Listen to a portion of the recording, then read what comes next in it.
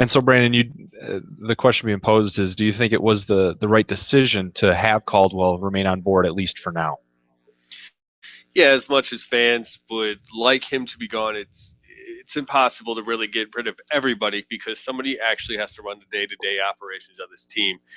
Every article, every radio show is already overusing the phrase "dead man walking" to the point that I'm getting thoroughly annoyed.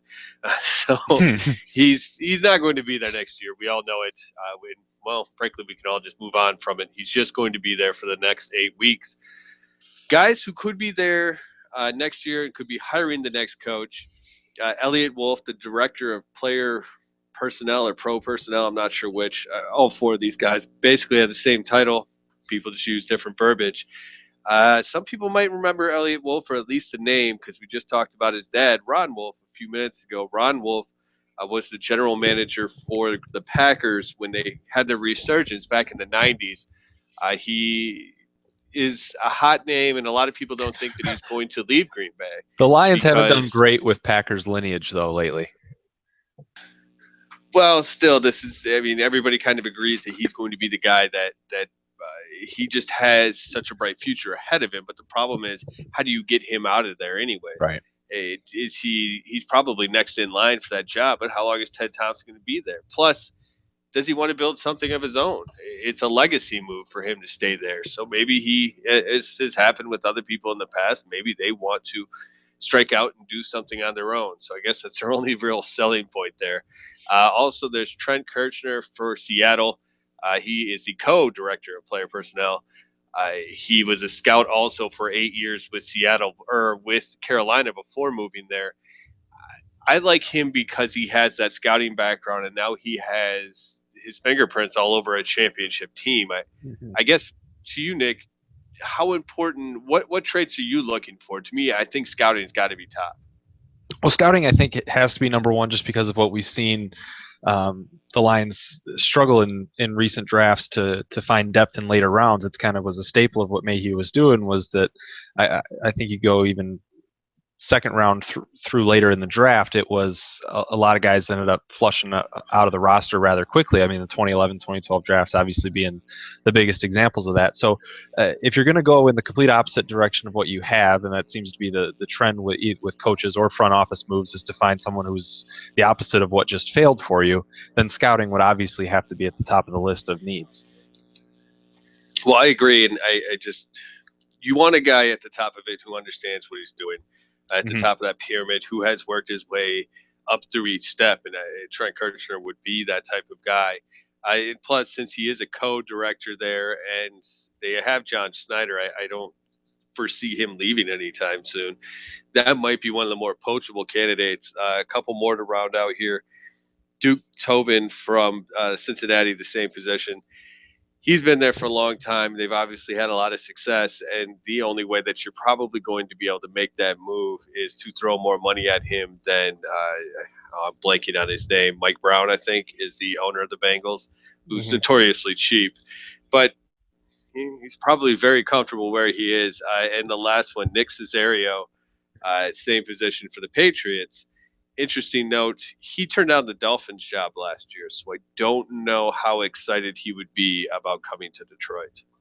Yeah, and with the Dolphins, it's an owner in Stephen Ross who's known to take care of his people and would have been a really good fit for just about anyone. Whereas coming in as a Lions GM, it's clearly a more unstable situation, and you're not sure exactly what pieces are going to be in place overall. So, yeah, I'm not sure. I kind of wonder about the actual overall appeal of this job to potential candidates. Obviously, becoming a general manager for someone who hasn't done it is appealing in its own right, but just as a landing spot, I wonder what guys think of the Lions' current status with the roster moving forward and what coaches are going to be put into place and whatnot.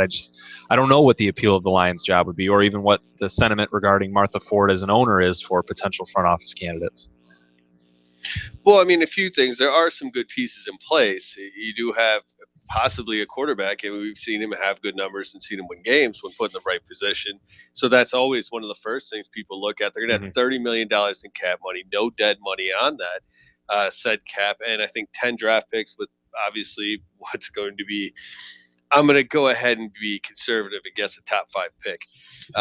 So Yeah. there is that, and there is one, DeAndre Levy, who we are sad to report has finally gone on the injured reserve for the year.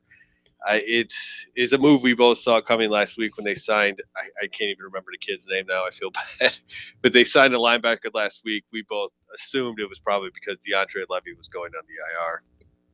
Yeah, I mean, I'm blanking on his name too. It was somebody he was from the Jaguars, but yeah, I think he Levy. had 2 last names. Okay, well, Levy needed to be on the IR. He remember the one game he played in earlier this year. He only managed a couple of snaps in that anyway, and it's just with the current status of the team where they are. There's no upside to bringing DeAndre Levy back this season and forcing him into this sooner than he needs to be. So this is the right move for all parties, Levy included. Well, and right now, folks, we need to make a right move for us and the Detroit Lions podcast. We're going to drop in the segment right here, so please enjoy.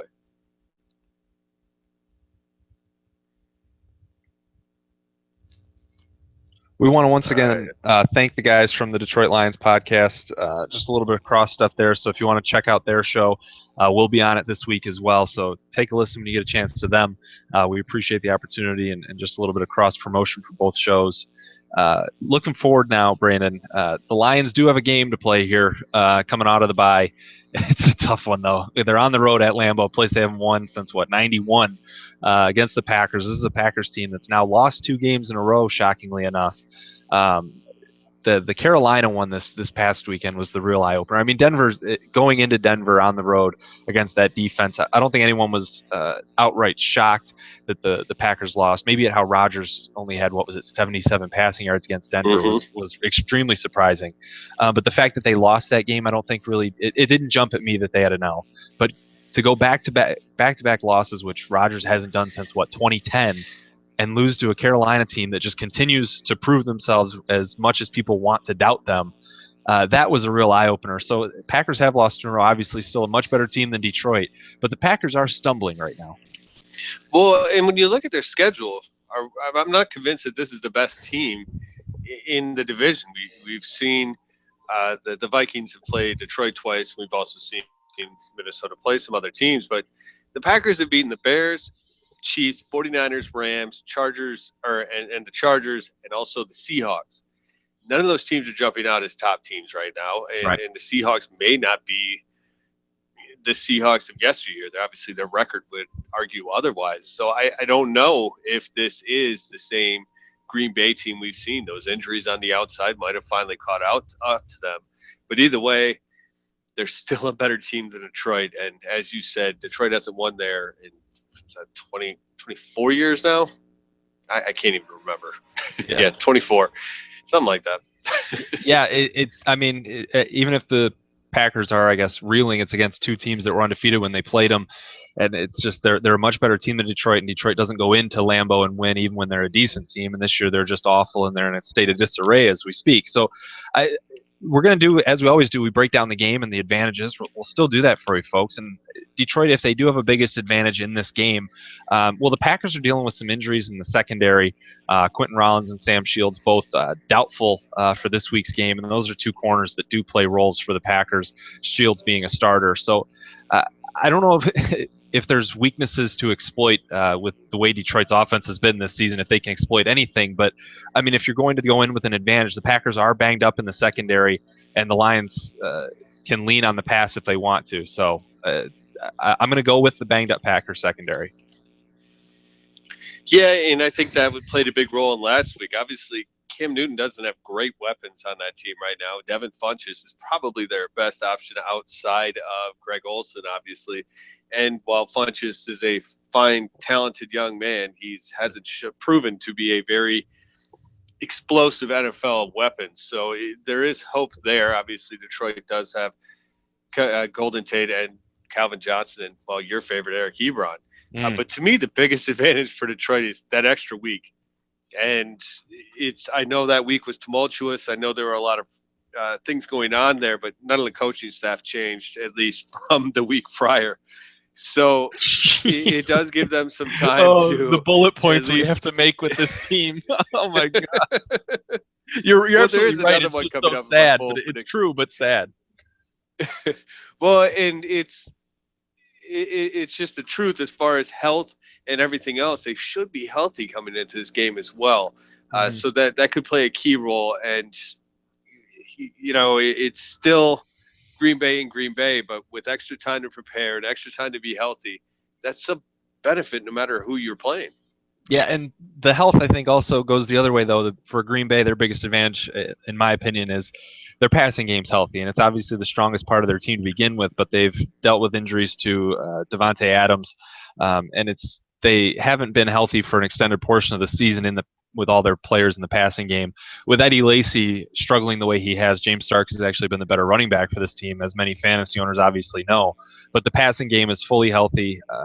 And they have all the weapons to attack a Detroit secondary that has struggled mightily against passing attacks, much worse than what Green Bay is going to line up with on their own home turf. So, Aaron Rodgers, with all the weapons he wants at his disposal, outside of Jordy Nelson, obviously, who's out for the season and has been since before it started, but Adams, Cobb, James Jones, Richard Rodgers came on last week against Carolina, had a real nifty catch on a 1-yard touchdown pass in the end zone. Just, I think, especially in the short passing game over the middle of the field where Stephen Tulloch has been asked to try and do coverage, Green Bay can exploit that pretty handily. Well, and I assumed you were probably going to go something along the lines of Aaron Rodgers, but neither of us did. It's still, when you look at that passing game, while it's still efficient, 19 touchdowns, 3 interceptions, that completion percentage has dropped 14 points. So there are some concerns when you lose Jordy Nelson that it's not the same team. But to me, I'm going to pivot a little bit. I'm going to go with coaching. Even though I just spoke about how Detroit's coaches had 2 weeks to prepare, they probably need 2 months to kind of be able to get the same thing going as Mike McCarthy. And while he does catch some heat at times, which every coach, quite frankly, catches heat for the way that they manage the in-game, the clock, the situation, subs, all that kind of stuff. And Dom Capers has really taken a beating over the years, but he's still obviously somewhat capable. He's had some success. That stability gives this team a huge edge coming into this week. They know what they want to do. They know how they want to do it. And when you combine that with that talent edge, well, it's really tough to discount that. Yeah, no doubt. And there's more advantages for Green Bay, obviously, folks. Those are just the biggest ones. We'll do some bold predictions for you as well, per usual. Stick with me on this. I'm going with a one-score game in the fourth quarter. I don't think Detroit has any chance of winning this game. I think Green Bay opens it up late.